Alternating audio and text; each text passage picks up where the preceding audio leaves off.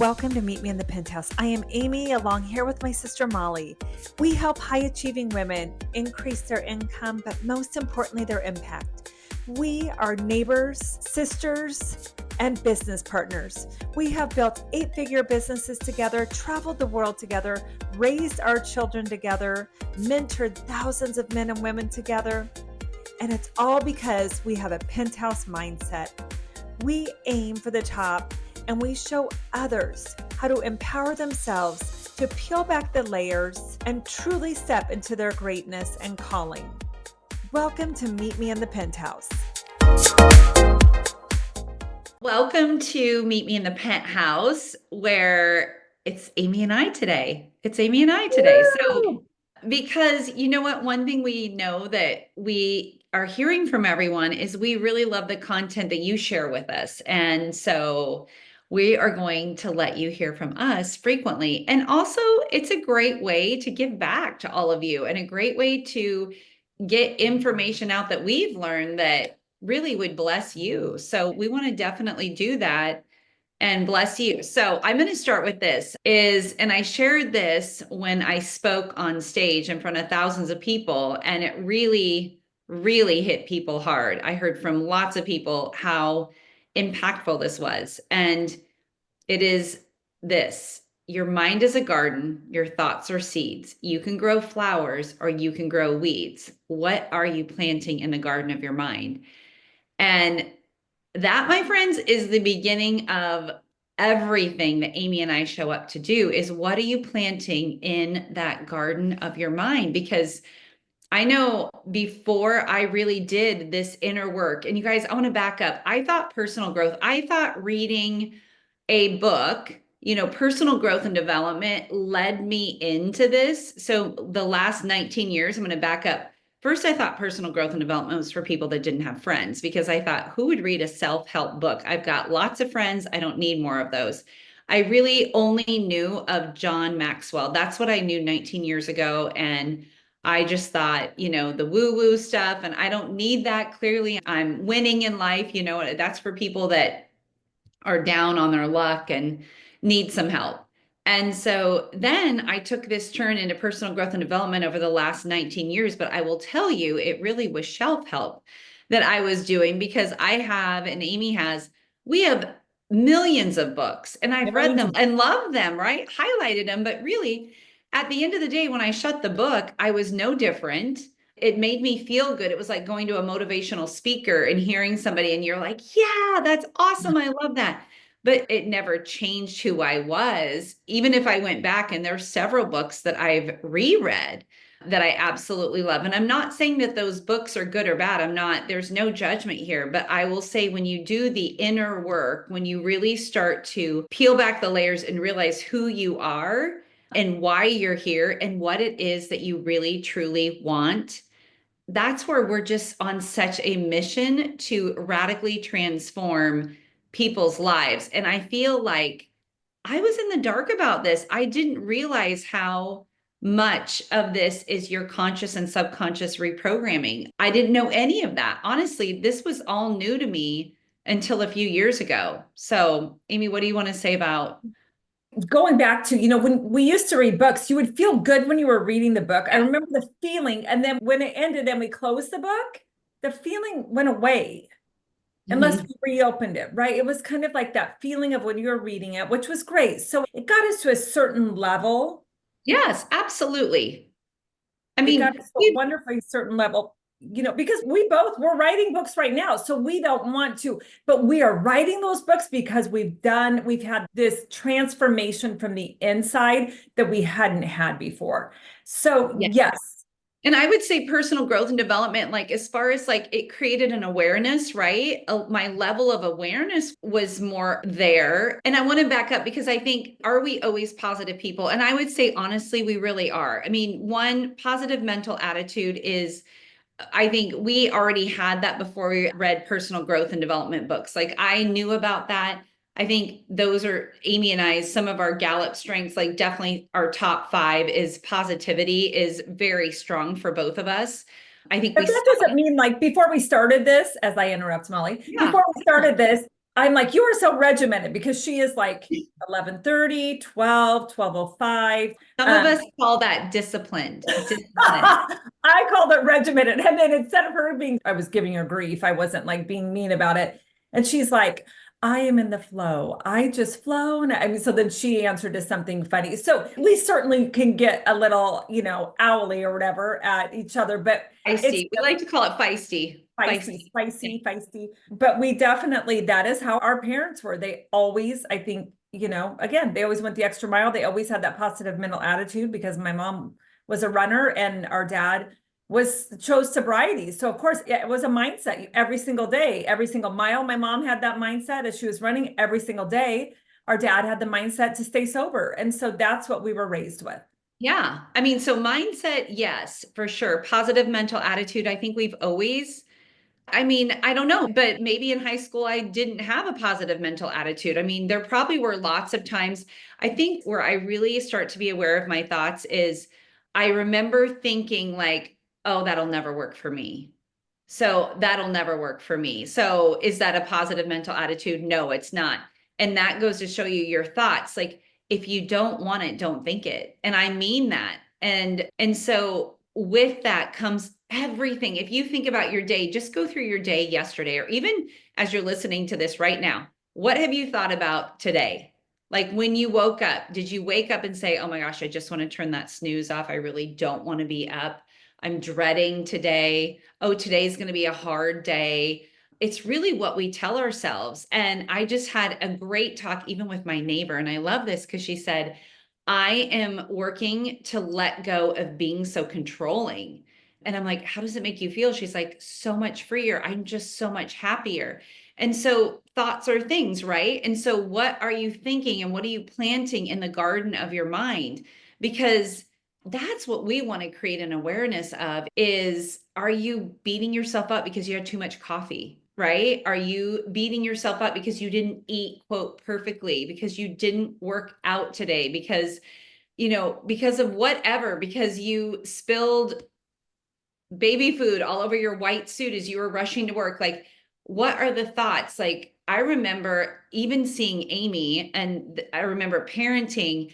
I would get angry. I'm going to be honest. Like, I did not laugh. There's so many videos out there now. I mean, that stuff wasn't around when we raised kids, but like, kids slipping in their tippy cup, and it goes all over. Well, I would have been angry. And Amy, I always saw she was always like, oh, honey, and just so calm. And I just thought, look, she's not getting upset. Like, thoughts are things. What are you planting in the garden of your mind? Is it anger? Is it like, oh my gosh, why did you mess up? Like, what are you doing? Or is it, I'm not good enough? That's usually what it tends to come back to is, oh, that won't work for me. That'll work for Amy because she is already this, and this, but that won't work for me.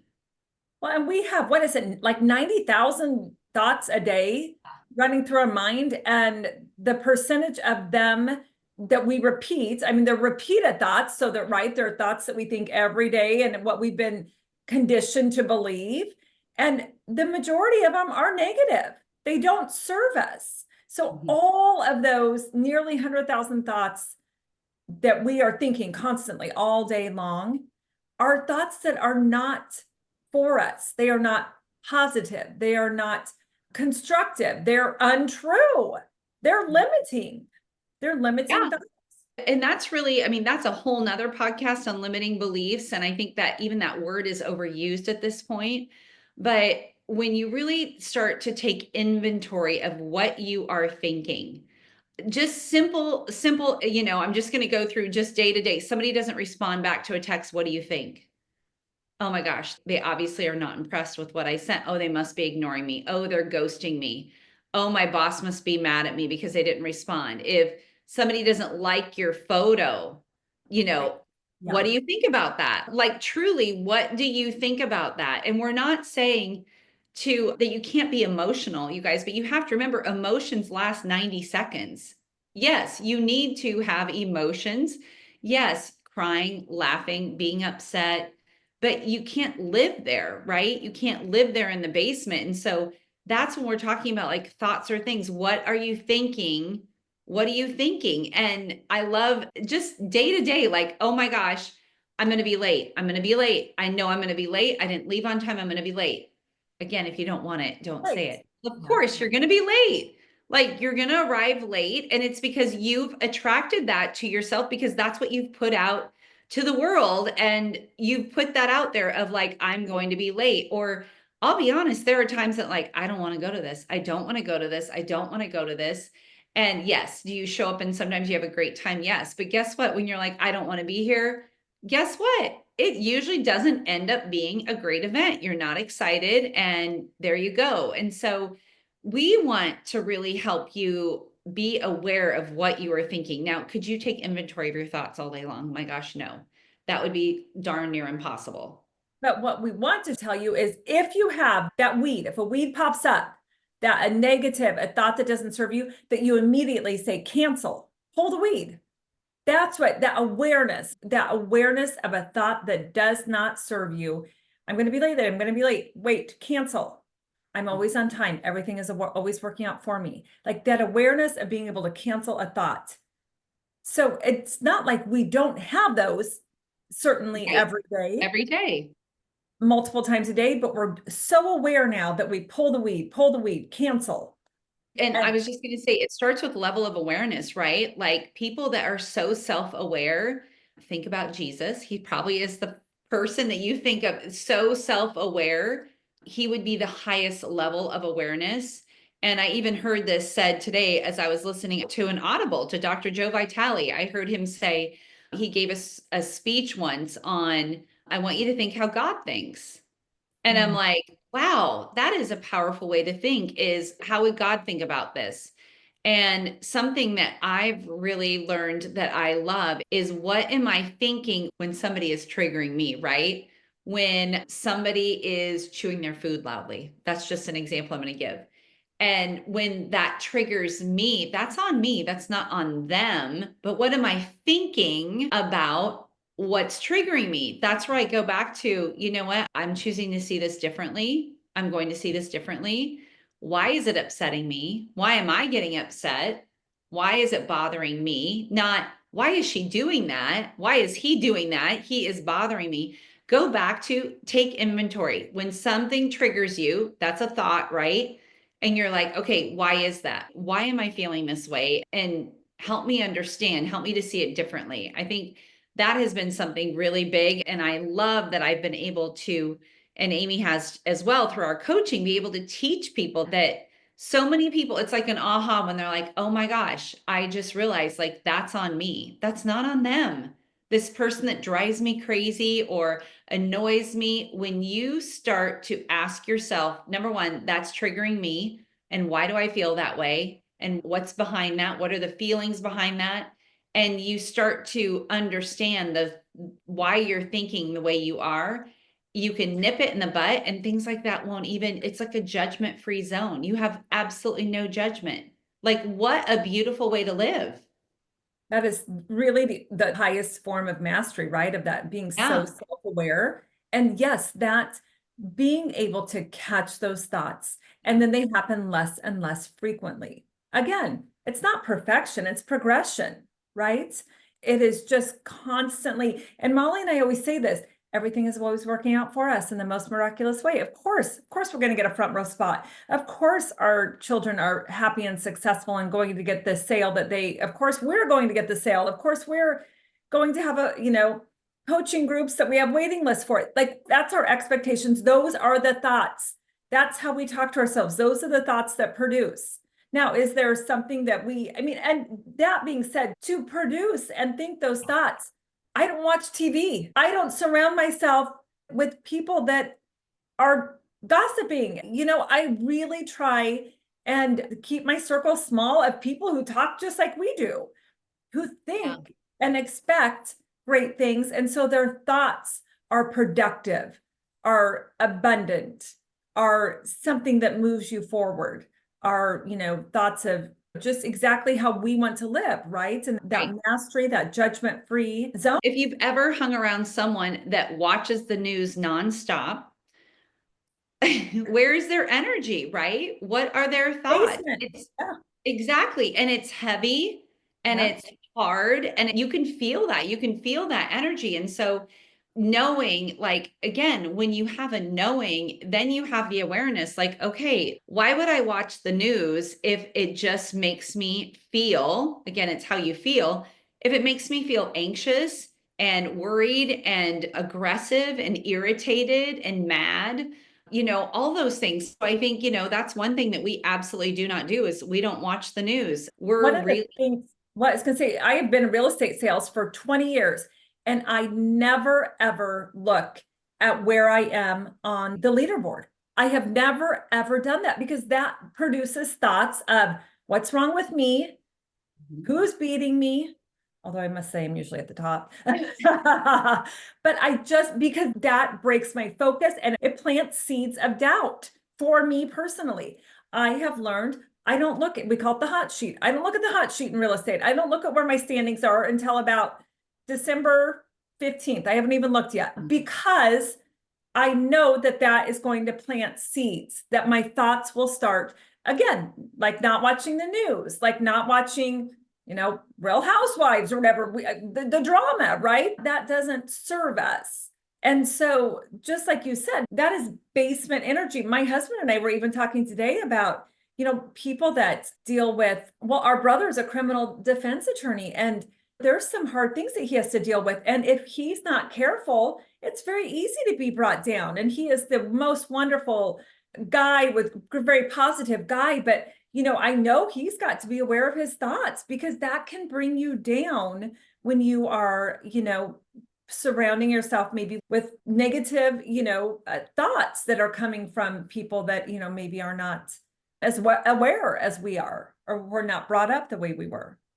And I think back to like the keep your circle small, not saying you can't have friends, but really taking inventory of who you are around.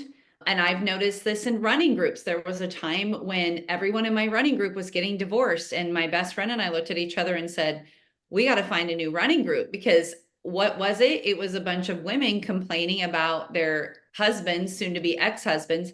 And that's all we heard for 5 or 10 or 15 or 20 miles. And so we had to make a decision like, okay, it is about what you're listening to, who you surround yourself with. And so why would you not surround yourself with people better than you? As I come back into tennis, leaving the Ironman world, I'm terrified because I am not the best by any means. In fact, I'm not going to say anything, but not yet. Exactly. I'm not the best yet, but I'm going to hang out with tennis players that are far better than I am. And that makes me better. And it's no different. And I know our kids have grown up with this too, and they kind of roll their eyes, but now as they're young adults, they get it, is you're the average of the 5 people you hang out with.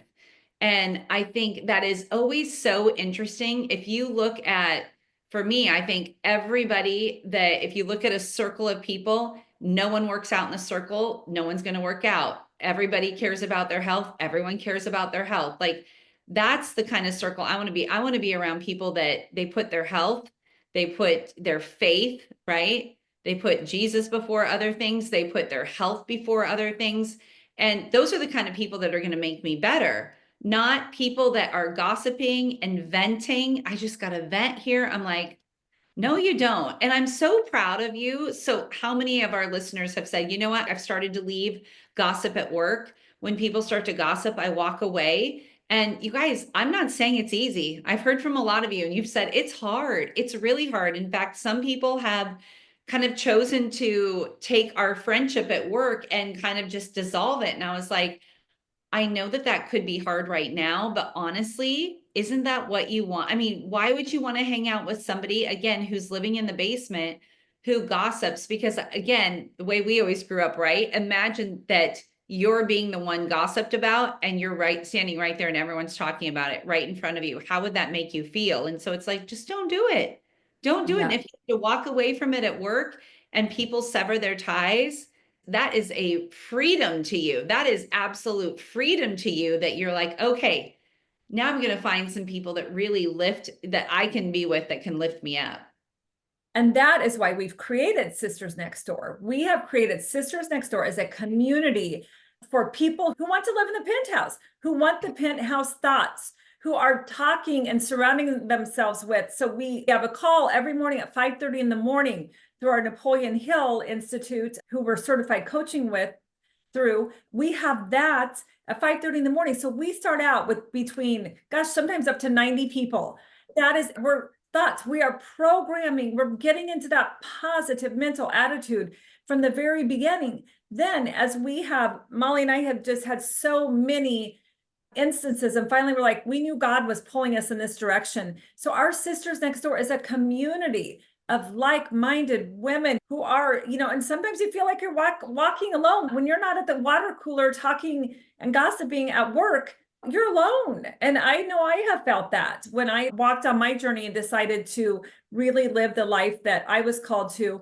It was, it's easier to sit and gossip and be in that negative mentality than stay in the penthouse. And so Right. that is why we've created Sisters Next Door. We would make sure you look at our website, sistersnextdoor.com. We're on Instagram, we're on Facebook.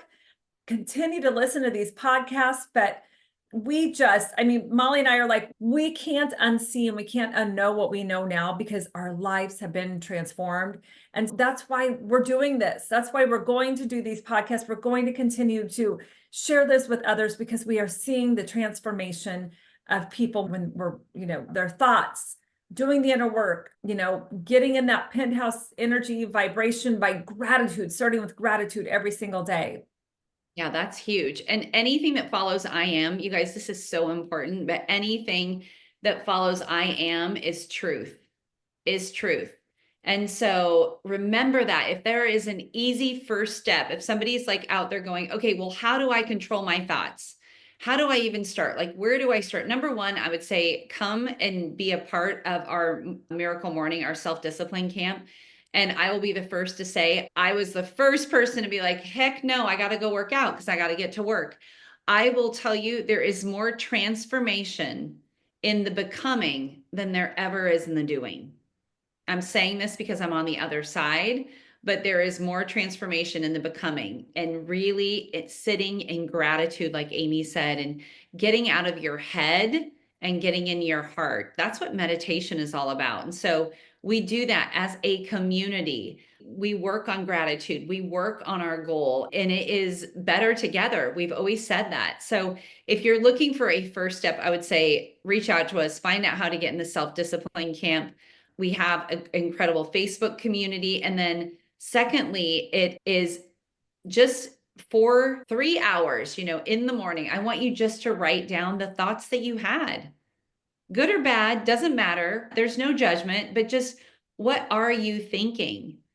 Some of the most successful people in the world, they would spend a day thinking. That's all they would do is just think. I'm like, oh my gosh. So imagine how much your life can be transformed if you just knew how to think different thoughts. And that's something we always like in our group coaching. Our signature program is called A View from the Top. We teach you those things. So we always want to bring things to you. Oh my gosh, we hope your awareness has been lifted. We hope your eyes have been opened a little bit more, and that you really start to think about what you're thinking about.